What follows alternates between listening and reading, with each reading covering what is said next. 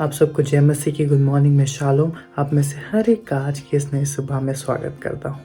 मैं आशा करता हूँ कि आप लोग सुरक्षित हैं और परमेश्वर आप में हर एक के साथ बना है। तो आइए हम लोग आगे बढ़ेंगे, परमेश्वर के वचन में से एक पद पढ़ेंगे। Ephesians 6:18 And pray in spirit on all occasions with all kind of prayer and request. With this in mind, be alert and always keep on praying for all the saints. परमेश्वर का धन्यवाद देते हैं इस वचन के लिए। आज सुबह ये वचन हमें एंकरेज करता है कि हमको हर समय प्रार्थना करना चाहिए, चाहे कोई भी ओकेजन हो, कोई भी समय हो, हमको हर समय प्रार्थना में निरंतर लगे रहना है। और जितने भी हमारे प्रार्थना और निवेदन हैं वो हमको कंटिन्यूसली परमेश्वर के सामने रखना है। चाहे हमको ये लग सकता है कि कुछ चीज़ों के प्रार्थना के हमें जवाब नहीं मिल रहे हैं, तब भी हमें उनके बारे में प्रार्थना करते रहना है, क्योंकि जब तक हम प्रार्थना करते हैं तब तक हम स्ट्रॉन्ग रहते हैं। हम जो शैतान जो हमारे अगेंस्ट प्लानिंग करता है उस सब से हम जीतते हैं केवल प्रार्थना के द्वारा। और उसमें कहता है be alert and pray for all the saints. जो परमेश्वर के लोग हैं, स्पेशली हम लोग को उनके लिए प्रार्थना करना है, क्योंकि जो भी परेशानियां ज़्यादातर आती हैं वो परमेश्वर की जो सेवकाई करते हैं उन लोगों पे ज़्यादा आती है। तो हमको उनके लिए स्पेशली निरंतर प्रार्थना करना है। तो आइए हम लोग आगे बढ़ेंगे, सुनेंगे उसके बाद पढ़ेंगे हमारे मेन वचन में।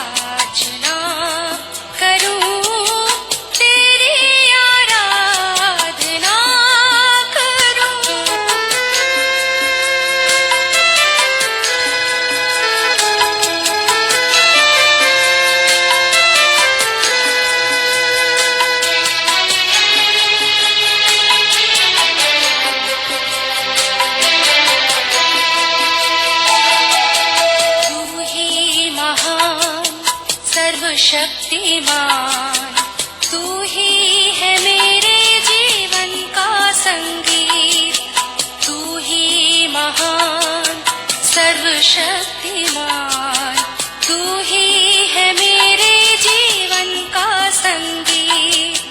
हृदय के तार छेड़े झनकार, हृदय के तार छेड़े झनकार, तेरी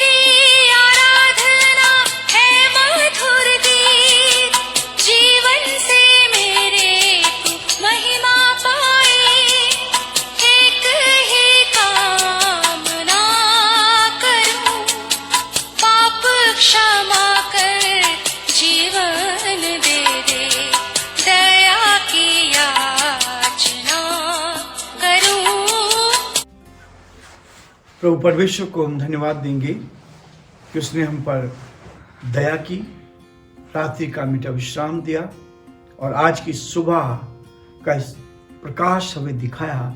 हम इसके लिए परमेश्वर को धन्यवाद देंगे। हम अपने आप को, मनों को तैयार करें, आत्मा को तैयार करें, ताकि आज की सुबह जब इस डिवोशन को में हम शामिल हो रहे हैं, प्रभु हमें उत्तम आशीष दे। प्रार्थना करेंगे।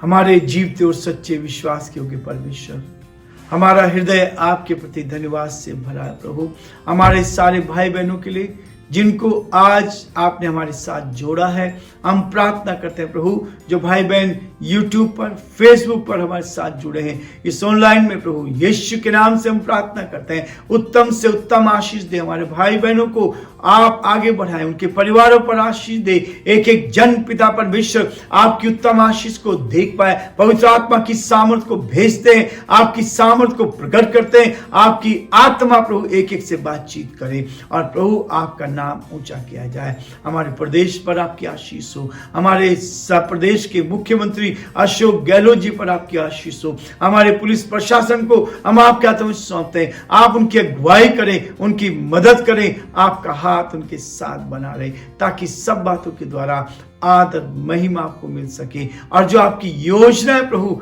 आपके नाम से पूरी हो सके। हम बड़े आदर के साथ, दीनता नम्रता के साथ अपने आप को, अपने तुच्छ और कमजोर जीवन को प्रभु जी आपके हाथों में सौंपते हैं और यही प्रार्थना करते हैं प्रभु आप दया करें, हमारे देश पर आपकी आशीष चाहते हैं प्रभु जी, देश को अपने हाथों में ले, देश प्रभु जी आपकी सुरक्षा में रहे प्रभु, हमारे प्रधानमंत्री पर आपकी आशीष चाहते हैं, उनको बुद्धि ज्ञान से परिपूर्ण कर, ताकि सब कुछ में आपका नाम ऊंचा किया जाए। सारी महिमा हम आपको देते हुए इस विनती को अपने प्रभु, अपने उद्धारकर्ता यीशु मसीह के नाम से मांगते हैं, आमीन।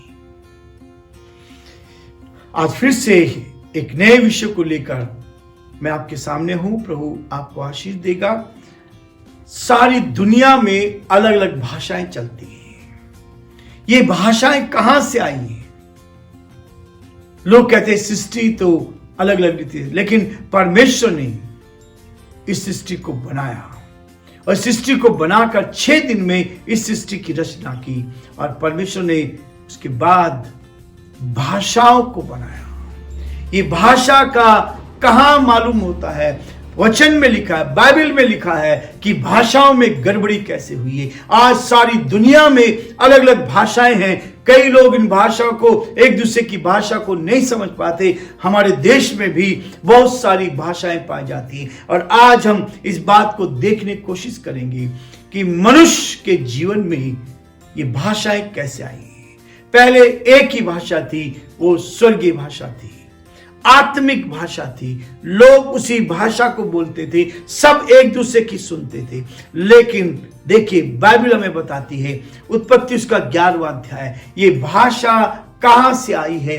लोग कई चीजों को कहते हैं ये वहां से बन सकता है, उसने इसको बनाया, पृथ्वी को बनाया, ये सृष्टि को बनाया। लेकिन बाइबल इसको स्पष्ट करती है कि परमेश्वर ने, जो आत्मा है, उसने शब्द बोला, अपने मुख से बोला। जैसे ओम हम कहते हैं, ओम का मतलब है शब्द है। उस परमात्मा ने वो शब्द बोले कि दिन हो जा तो दिन हुआ, रात हो जा, आकाश बने। अपने मुख से ये सारी सृष्टि को बनाया और 6 दिन में बनाने के बाद 7वें दिन विश्राम किया। लेकिन आज एक सत्य को और लेकर मैं आपके सामने, भाषा में गड़बड़ी, ये भाषाएं की उत्पत्ति कैसे हुई है। ये इतनी भाषाएं जो पूरी दुनिया में है, इनकी उत्पत्ति कहां से हुई है। उत्पत्ति उसका 11वां अध्याय और उसके पहले कुछ पदों को मैं आपके सामने पढ़ूंगा। एक पद में लिखा है, सारी पृथ्वी पर एक ही भाषा और एक ही बोली थी। उस समय लोग पूरब की ओर चलते चलते शिनार देश में एक मैदान में पाकर उसमें बस गए। तब वे आपस में कहने लगे, आओ हम ईंटें बना बना के भली भांति आग में पकाएं। और उन्होंने पत्थर के स्थान पर ईंट से और चूने के स्थान पर मिट्टी के गारे से काम लिया। फिर उन्होंने कहा, आओ हम एक नगर और एक गुम्मट बनाएं, जिसकी चोटी आकाश से बातें करे और इस प्रकार से हम अपना नाम करें। ऐसा ना हो कि हम सारी पृथ्वी पर फैलना पड़े। तब लोग नगर और गुम्मट बनाने लगे। तब उन्हें देखने के लिए यहोवा परमेश्वर उतर आया और यहोवा ने कहा, मैं क्या देखता हूं कि सब एक ही दल के हैं और भाषा भी उन सब की एक ही है। और उन्होंने ऐसे ही काम भी आरंभ किया है और अब जो कुछ वे करने का यत्न करेंगे, उसमें से कुछ भी उनके लिए अनहोना ना होगा। 7 पद में लिखा है, इसलिए आओ हम उतर के उनकी भाषा में गड़बड़ी डालें कि वे एक दूसरे की बोली ना समझ सके। इस प्रकार यहोवा ने उनको वहां से सारी पृथ्वी को फैला दिया और उन्होंने उस नगर का बनाना छोड़ दिया। इसका उस नगर का नाम बेबीलोन पड़ा, क्योंकि सारी पृथ्वी की भाषा में जो गड़बड़ी है वे यहोवा ने वहीं डाली, और वहीं से यहोवा ने मनुष्य को सारी पृथ्वी पर फैला दिया। यह है परमेश्वर का जीवित वचन। ये भाषाओं की उत्पत्ति कहां से हुई? ये भाषा की उत्पत्ति बाइबल बताती है कि परमेश्वर ने इसको कहा। इसको बाइबल में बोली भी कहा गया था। अलग अलग बोली है, अलग अलग भाषाएं हैं, अलग बोलियों को बोलने के लिए इसमें जब गड़बड़ी हुई तो यहां दिखाया गया।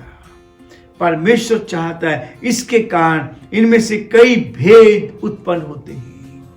अलग अलग देशों की भाषा अलग अलग है। यदि इसी 11 अध्याय के 7 पद को हम पढ़ेंगे, इसलिए आओ हम उतर के उनकी भाषा में गड़बड़ी डालें कि वे एक दूसरे की बोली ना समझ सके।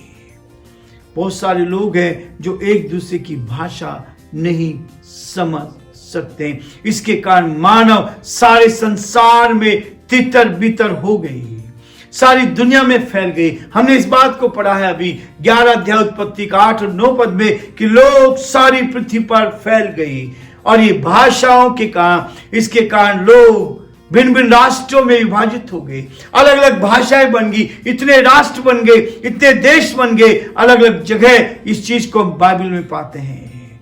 इनमें राज्यों की भाषा एक दूसरे को नहीं समझ पा रहे थे।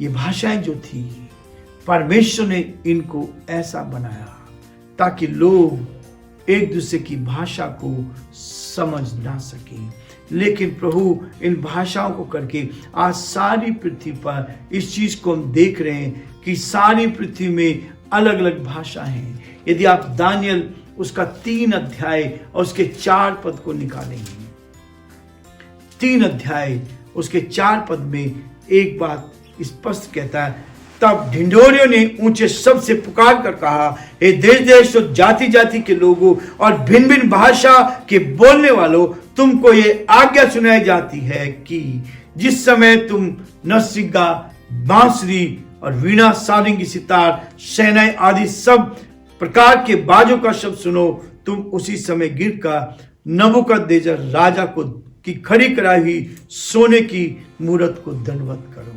भिन्न भिन्न भाषा बोलने वाले, अलग अलग भाषा के बोलने वालों के लिए यहां दानियल इस बात को बताता है। 6 अध्याय उसके 25 पद में भी इसी बात को स्पष्ट किया गया है। 6 अध्याय का 25 पद लिखा है, तब दारा राजा ने सारी पृथ्वी के रहने वाले देश देश और जाति जाति के सब लोगों और भिन्न भिन्न भाषा बोलने वालों के पास यह लिखा, तुम्हारा बहुत कुशल हो। मैं ये आज्ञा देता हूं, जहां जहां मेरे राज्य का अधिकार है वहां के लोग दानियल के परमेश्वर के सम्मुख कांपते और थरथराते रहे, क्योंकि जीवता और युगानुयुग तक रहने वाला वही परमेश्वर है। उसका राज्य अविनाशी और उसकी प्रभुता सदा स्थिर रहेगी। जिसने दानियल को सिंहों के से बचाया है वही बचाने और छुड़ाने वाला है, और स्वर्ग में और पृथ्वी पर चिन्हों और चमत्कारों का प्रकट करने वाला है। यह है वो चमत्कार। परमेश्वर को दानियल ने संसार के साथ समझौता नहीं किया, वो सच्चाई पे चल रहा था। और लेकिन जिस बात के लिए आज परमेश्वर मुझे आपको सिखाना चाहता है, भाषा, भिन्न भिन्न भाषा बोलने वालों को, जब परमेश्वर ने वो दानियल को सिंहों की मांद से बचाया, भूखे शेरों के मांद में डाल दिया गया, परमेश्वर ने सिंहों के मुंह को बंद कर दिया। राजा नहीं चाहता था कि वो मरे, लेकिन लोगों ने उसकी चुगली खाकर उसको मौत की सजा सुनाई गई, मौत की सजा सुनाई गई। लेकिन परमेश्वर ने वहां से बचाया, और तब वहां का राजा दारा इस बात की गवाही देता है कि दानियल का परमेश्वर जाति जाति के लोगों में, देश देश के लोगों में, भिन्न भिन्न भाषा बोलने वालों के बीच में यह लिखकर भिजवा दिया गया कि दानियल के परमेश्वर के सामने थरथराते और कांपते रहो, क्योंकि जीवता और युगानुयुग तक रहने वाला वही परमेश्वर है। प्रिय मित्रों, आज सारी दुनिया में अलग अलग भाषा है। इन भाषाओं का की उत्पत्ति बाइबल के 11वें अध्याय में इसका वर्णन पाया जाता है। हर एक चीज बाइबल में पाई जाती। आज जो चीज घट रही है वो सब कुछ बाइबल में है। जो परिस्थिति आ रही है वो भी बाइबल में पाई जाती। हर जगह हर समय बाइबल में इसका वर्णन है। और जो परिस्थिति आज दुनिया में आ रही है, कोरोना वायरस महामारी जो आई है, इसके बारे में लिखा है, इसके बचाव के बारे में लिखा है। लेकिन हम कई बार नहीं समझ पाते। प्रियो, आप इस वचन को अपने हृदय में ले। कल हम देख रहे थे, एक भला काम करके देखिए। हम एक बार विश्वास करके देखें, ये जो वचन लिखा है भाषाओं में गड़बड़ी है और ये भाषा अलग अलग भाषाएं होती है जो बोली जाती है। इसकी पवित्र आत्मा का दान है। ये भाषा जो है ये ईश्वर की आत्मा हमें दान देती ताकि हम अन्य ने भिन्न भिन्न भाषाओं को बोल सके। पवित्र आत्मा का दान है। इसकी प्रतिज्ञा दी गई है परमेश्वर ने कि लोग अलग अलग भाषाओं को बोलेंगे। परमेश्वर हमारी सहायता करे ताकि हम जान पाए सच्चाई को। आज ये भाषाओं क्या है बाइबल का में से आप पढ़ सकते हैं, देख सकते हैं कि परमेश्वर ने इन भाषाओं को बनाया और वो आज भी सारी दुनिया में अलग अलग भाषाएं पाई जाती हैं। प्रभु आप सबको बहुत आशीष दे और प्रभु का हाथ आप सब पर बना रहे। Thank you so much. आप लोग अभी तक हमारे साथ बने रहे। परमेश्वर का हाथ और आशीष आप में से हर एक के साथ बने रहे। Have a nice day. God bless you all.